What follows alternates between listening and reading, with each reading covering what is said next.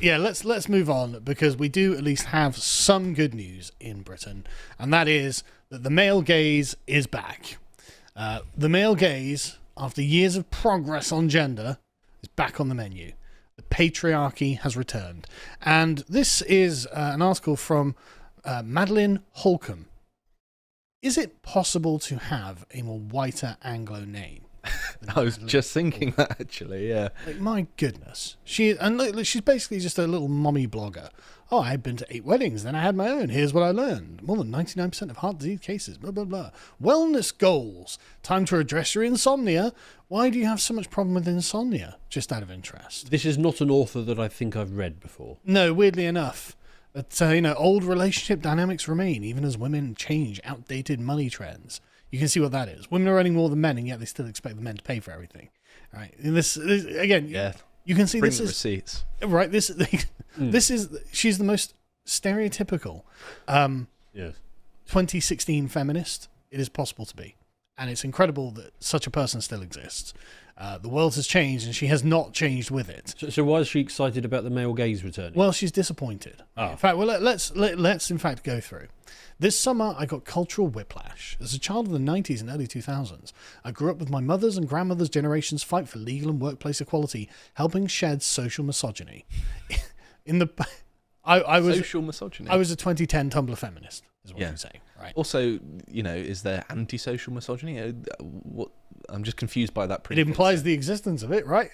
In the past decade in particular, again, since 2015, I saw the evidence of progress in my media diet. The movies, shows, books, and advertisements I consumed were increasingly giving women a seat at the table, as if, when I was growing up, women weren't on TV. I love the idea, but it just wasn't true. Heroin chic fell away and body positivity entered the fashion world. Stories about a woman stealing your man were traded for the celebration of the girl's girl who resisted competition for men's attention. And when my husband and I got married, whoa. Thought you didn't want men's attention. What are you talking about? Why are you following the patriarchy, getting married to your husband? Are you not a strong, independent woman who doesn't need no man? I thought that's what you were telling us. Anyway, moving on. Our vision of our life, what our life could be, included wide-ranging possibilities, influenced in part by the movies and shows we grew up with. We saw, read, and listened to stories of involved fathers, successful mothers, and well-matched partners who supported one another. It seemed like women were taking a deeper breath without such heavy cultural restrictions. NPCs are real and they walk amongst us. They write for CNN. And then there was a shift. Was it? And this is where the patriarchy strikes back. Was it around 2024 presidential election? No, it was probably about the 2016-2017 presidential election, right? Or the overturn of Roe versus Wade. Or maybe when men's rights activists pushed back against Me Too. My God, what era are we in? This was only published the other day. Whatever the catalyst, the change in the political environment seemed to connect with a social change that brought back narrow and at sometimes constrictive ideas of womanhood depicted in media.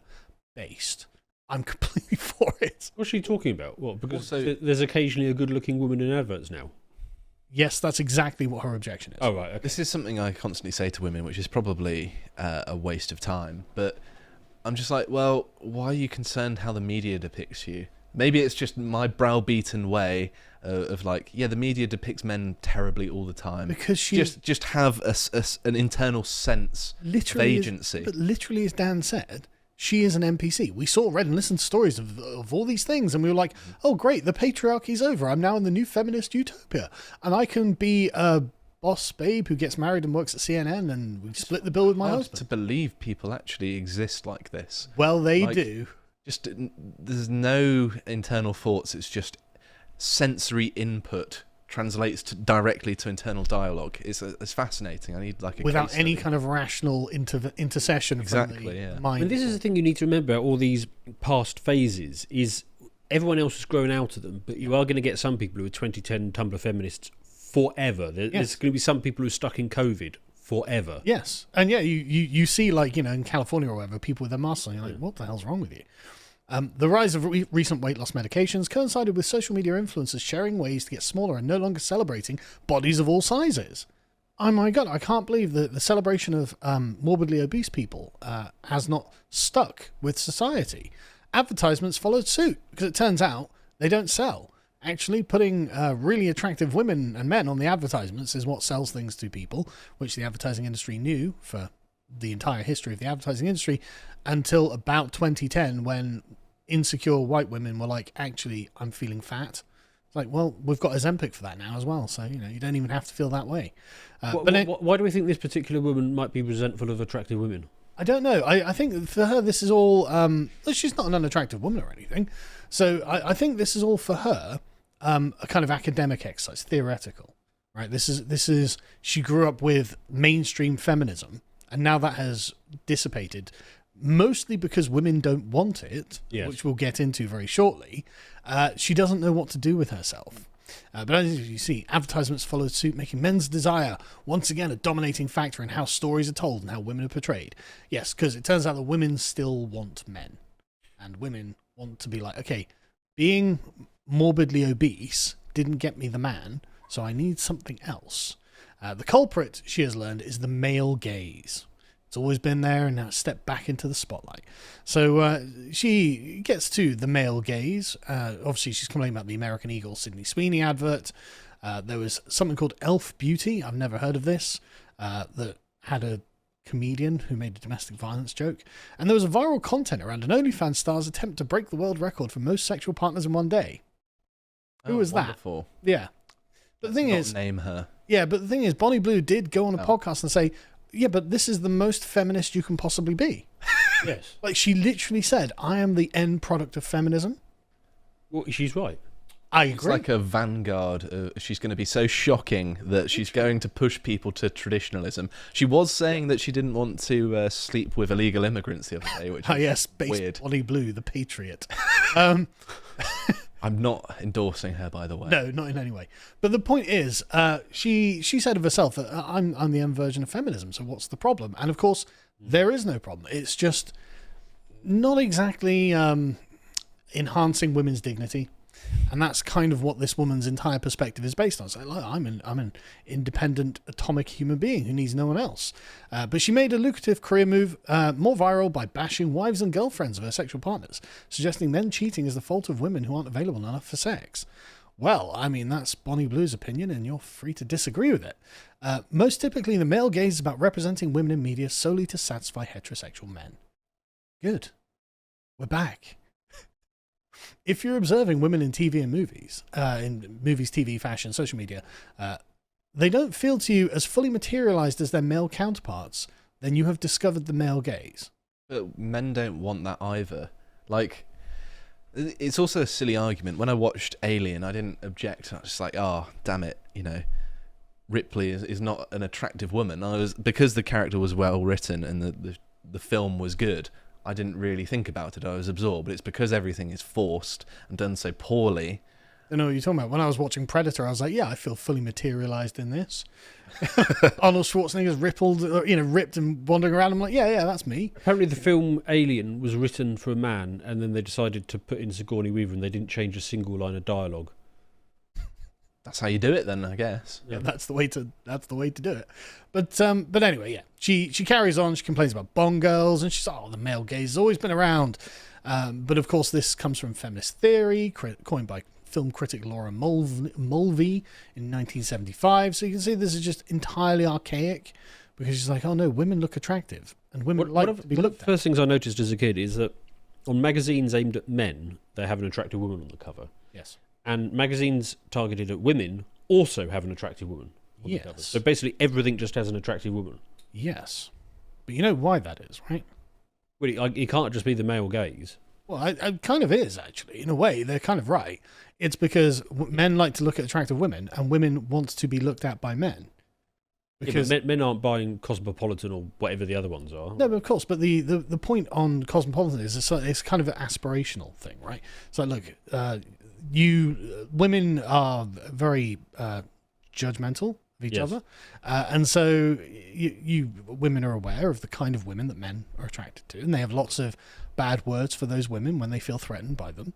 And how to end up looking like that is the purpose of the magazine. All these magazines, my wife buys these all the time, and you flip through them, you see them. It's like how to do this, how to lose weight, how to put your makeup on, how to do all that, how to be attractive to men. Basically for research purposes, isn't it? Well, the magazine. Yeah. Yeah. That's basically what it's for. Yeah. And so actually, the cover is supposed to be like this is what you'll look like after you've followed the steps inside. Exactly. So when you've got like Nigella Lawson on the cover of Cosmopolitan or something, it's like, look, you could end up looking like her. Right. And this is her experience and how she became what she is. And you know that the men who watch Nigella Lawson think she's a babe or whatever, and therefore you can step into that role yourself. That's what's being appealed to. So the male gaze is not just about men, it's also about women, and lots of women like, I would like men to like me because the validation makes me feel good. And there are a slew of articles that we've covered before of women when they're getting older saying, oh, I feel invisible now because the male gaze is absent from my life. Men are no longer checking me out as I walk past, and it's hitting my confidence.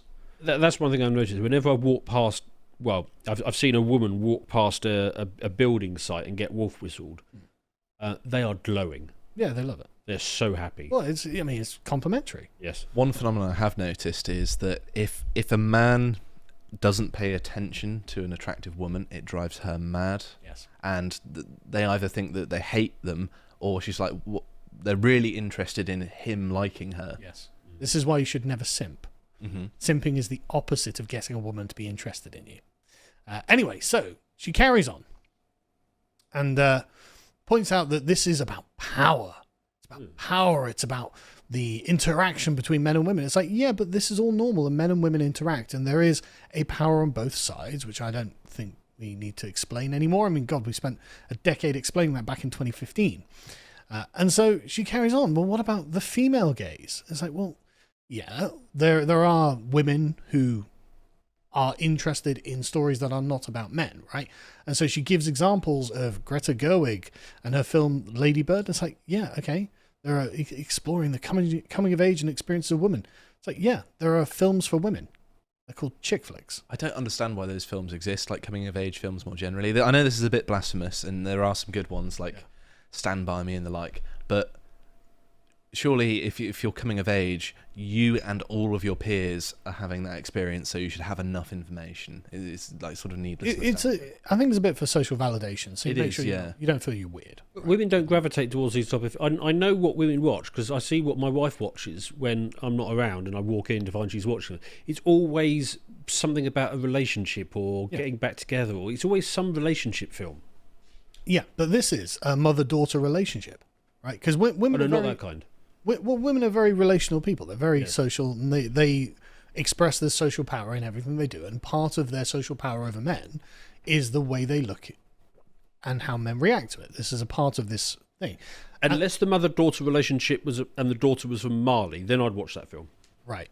But and you've got, Bridesmaids and all these sort of things. It's fun. This is a totally normal genre. There have always been chick flicks that are for women that are focused around the normal things that women have to go through their lives in relation to their mothers and in relation to their fathers, in relation to their husbands and whatever. This is totally normal. And so, like, parading this around like it's some sort of triumph, like, no, this is just normal. This is just normal. Everything's returning to normal. The return of the male gaze is the return to normality. And of course, she brings up the Bechdel test. Does anyone know what the Bechdel test is? Oh, I think I do. That's the one where there has to be like a minute or something of two women talking to each other about something that isn't a man. Yeah, can you imagine how boring that'd be? Yes. But apparently many films fail this. Watched Master and Commander the other night. Yeah, definitely failed it. Not a single woman in them too. Anyway, the pendulum is swinging back, as we can see. So throughout history, the pendulum swings one way, then it comes back. And that's true. I think the pendulum is swinging back. Decades of fighting for women's suffrage in the United States found success in 1920 that kicked off some of the relaxation and restrictions on women. Instead of corseted dresses, women opted for looser-fitting flapper frocks with boyish shape. But in the 1930s, trends changed again, and women were more feminine, cinched waists. So yeah, but no one was doing that to you, right? Like, it wasn't like the restrictions on women. Like, there wasn't a law that said that women had to wear corseted dresses or something. But I think that men and women see restrictions differently. I think, we look at these sorts of things and say, well, if we want to do it, we can, because men tend to be more disagreeable. I don't care what other people think, yeah. Exactly. And that's in many ways what women often find attractive about men, whereas women are, of course, different to that, which is no judgment one way or the other. The differences complement one another. If you let women pick their own clothes and they are choosing to dress more feminine, I mean, is this all building towards she wants to put women in burqas? kind of. But the point is, you are right. It's the tyranny of social opinion, right? Mm-hmm. And the thing is, when it comes to clothes, men are really kind of not that judgmental. No. About women's clothes. It tends to be women who are judgmental about women's clothes. But then World War II broke out and women were brought into the workplace in the 40s. Fashion became functional, utilitarian. But when the war ended, women were forced out of the workplace and became the 1950s housewife, the new old style of femininity. But I love this quote here. Historically speaking, there's almost always a backlash after women have achieved something. Did you achieve World War II? What are you talking about? Like, the woman's achievement is getting to be the 1950s housewife. Like, that's the achievement. Where's the backlash when you say, thank you, honey, for cooking these lovely cookies? Yeah, like, this is the dream that some women got to live, that most women don't get to live, by the way. Anyway, so then female achievement is finding a good husband. Well, apparently it's going to college at higher rates than men. The gender pay gap starting to close. Well, it's inverted in some industries now. And having children later, which explains the... No, I think all of that is wrong. Well, oh yeah, and LGBTQ rights, which somehow has something to do with women, made strides, and body positivity pressed companies to diversify depictions of beautiful people. And this is the death of civilization right here. This is what is killing civilization, right? The going to college at higher rates than men means that women who want to marry a man they find more impressive than themselves have naturally narrowed their own pool of potential partners. We saw in the last segment about how Poland we were talking about there, but many other countries as well got a reproduction rate of 1, which means you quarter your population over 2 generations. I mean, basically everything on that list is to do that. Yes, it's to make that happen. No, actually, I don't care about overstating it. Giving women rights is going to lead to the extermination of civilization. Oh, I don't know, extermination. I think that's a bit too hard. The gradual collapse of civilization. Right. Because we go with the softer, just a collapse then. Yeah, because again, this whole thing, the women earning more money because they're better educated than men. Okay, but they're not prepared to marry down. So they're not going to get the little toy boys who sit at home. They still, as she said in the other article, expect men to pay for everything. But if men aren't earning as much as you, then they can't. All change their mind, but they do it now in their mid-30s and then desperately get the baby rabies. They're having children later, as she points out. Yes. But then you can... That's because they all realise it's a mistake. But then you've got far fewer options. You end up having far fewer children. And then, of course, body positivity tanked a bunch of companies, which is why the Sydney Sweeney advert came out and did a great job for American Eagle. And so these trends are followed by the retro popularity of trad wives. And it shows with inspiration that actually the virtues of being a woman in the traditional mould are actually something that's coming back. And she complains about the adverts with women in, but we'll skip over that. So it's become apparent that there's something wrong with modern morality. There is something wrong with what we think in which the good life consists. And that's why I asked Stelios to write me a course on how to be moral. But we are also going to do a webinar where we answer questions. There'll be a Zoom call that you can get a link to. It'll be free. You just come, we'll put it up on the website. Just follow the link in the description. Come and join us. Like I said, it's going to be free. So we're just going to hang out and talk and explain exactly why this is so important. And if you want the course, the link is in the description, or go to courses.lotuses.com and pick it up there. And thanks for watching, folks.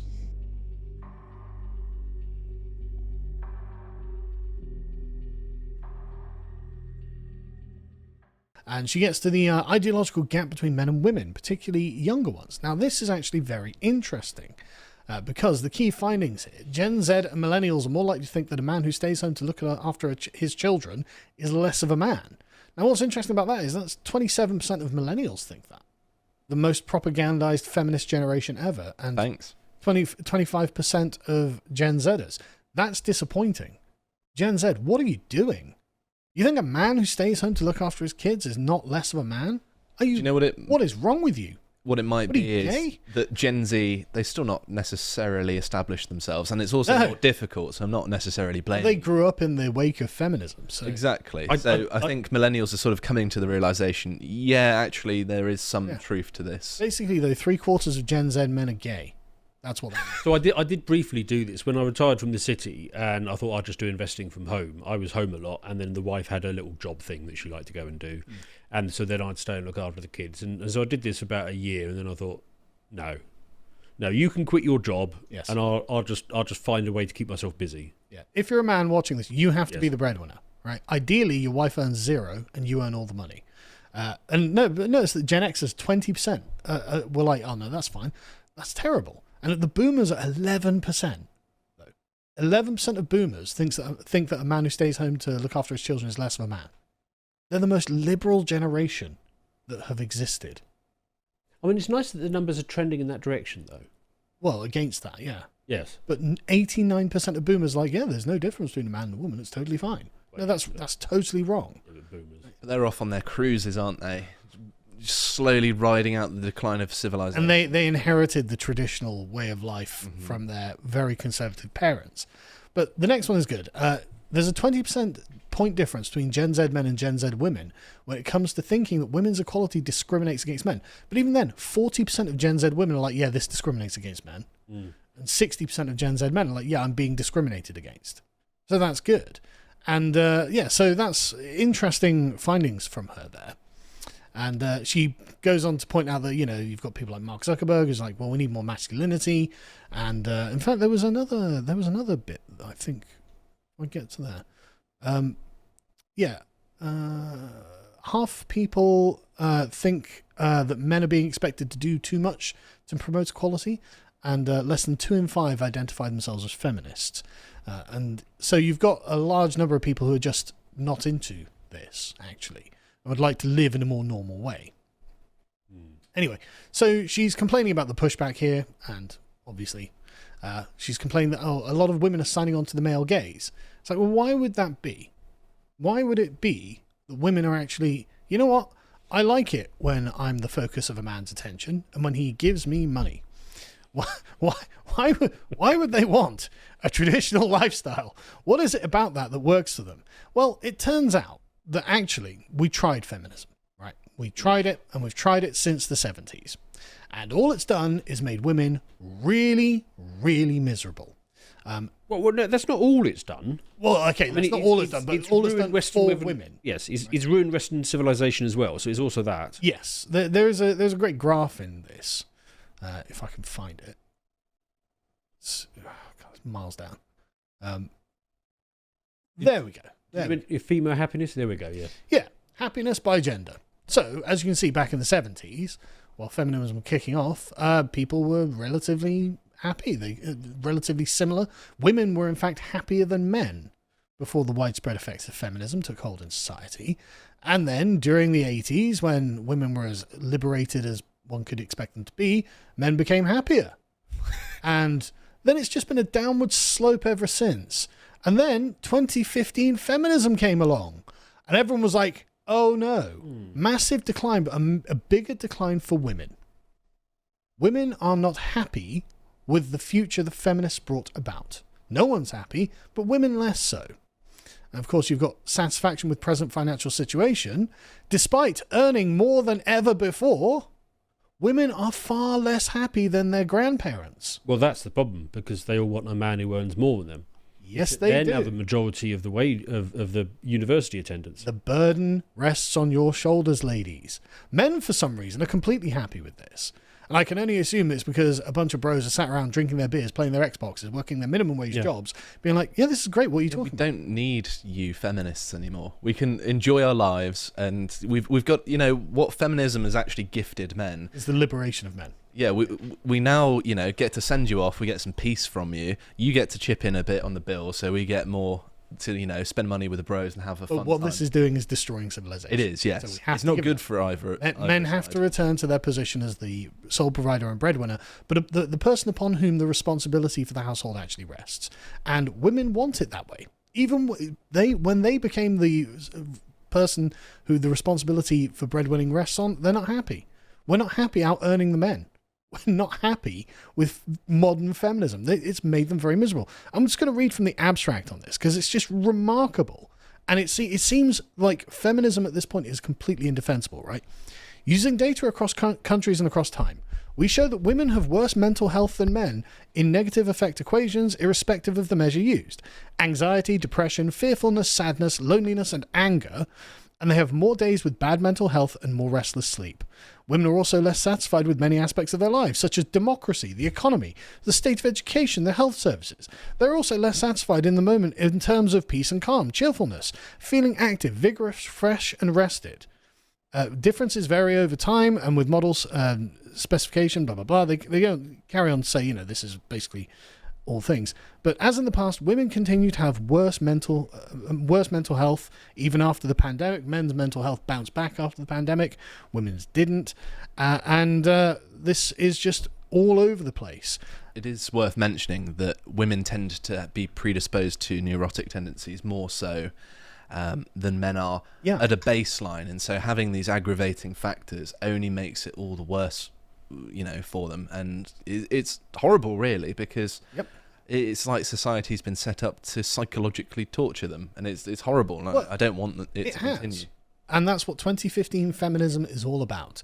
And so this woman complaining, well, the male gaze has come out. Women are signing on to the male gaze. Yeah, well, maybe because they want less anxiety. They want less depression. They want less fearfulness. They want less sadness. They want less loneliness. They want less anger.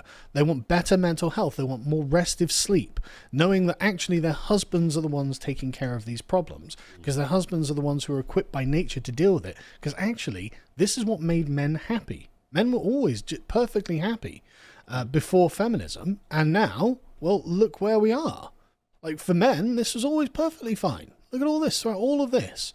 When before, like, we had like full-throated feminism and you could still live a traditional life, it was all fine, and everyone was happy. Apart from obviously every so often, the wife will come to me with some concern that she's got, and I'll just be like, "Don't worry about it.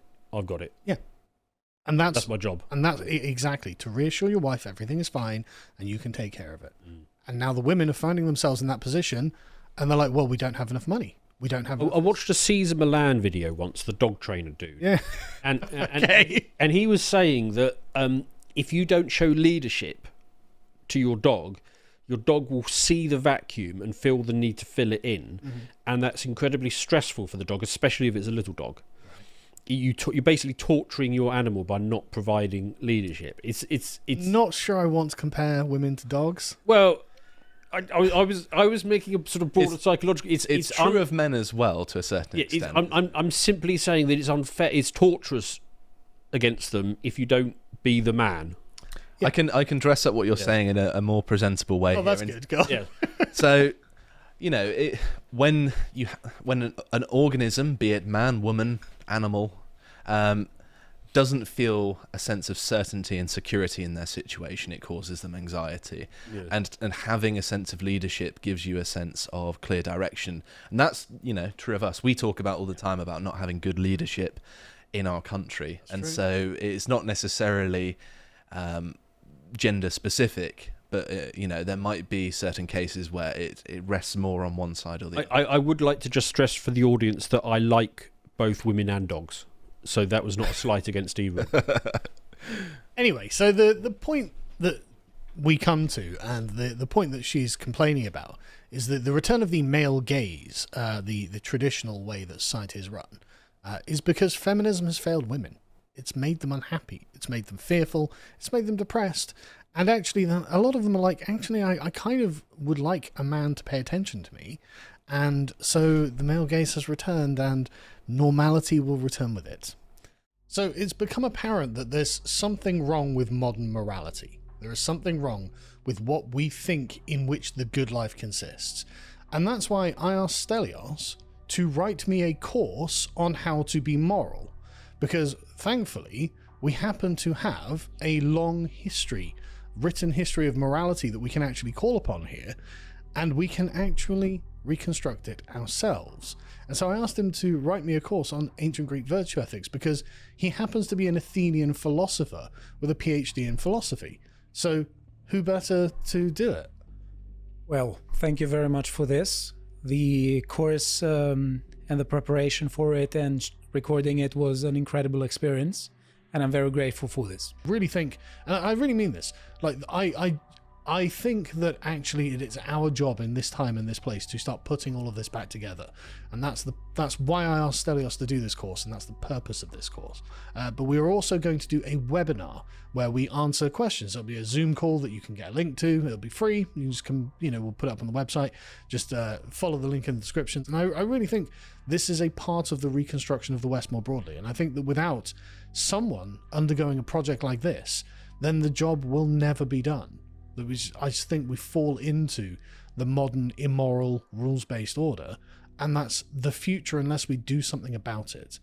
Come and join us. Like I said, it's going to be free, so we're just going to hang out and talk and explain exactly why this is so important. And if you want the course, the link is in the description, or go to courses.lotuses.com and pick it up there. And thanks for watching, folks.